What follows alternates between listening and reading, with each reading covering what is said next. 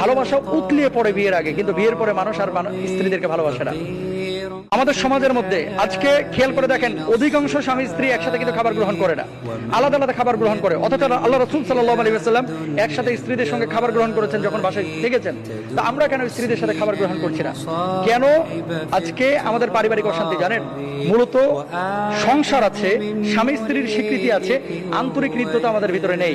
হিসাব নিকেশ যখন স্বামী স্ত্রীর মধ্যে এমনটা হবে, বিয়ে করে তার কাছ থেকে আমি পেলাম কি, স্ত্রীও যখন বলবে যে বিয়ে করে আমি স্বামীর কাছে কি পেলাম, স্বামী যখন চিন্তা করবে ওকে বিয়ে করে আমি আমার শ্বশুর বাড়ি থেকে কি পাইলাম, পারিবারিক ভাবে ঝামেলাটা তখনই তৈরি হবে।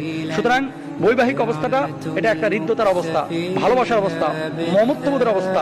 ভালোবাসা যদি বাড়াইতে চান একসাথে স্ত্রীর সঙ্গে খাবার খান, ভালোবাসা বাড়াইতে চাইলে স্ত্রীর সঙ্গে একসাথে ঘুমান, ভালোবাসা বাড়াইতে চাইলে স্ত্রীকে মাঝে মাঝে বাইরে ঘুরতে নিয়ে যান, ভালোবাসা বাড়াইতে চাইলে স্ত্রীর পছন্দ অপছন্দ বিষয়টাকে প্রায়োরিটি দেন এবং স্বামীরও পছন্দ অপছন্দ বিষয়টাকে প্রায়োরিটি দেন। যদি প্রায়োরিটি দিতে পারেন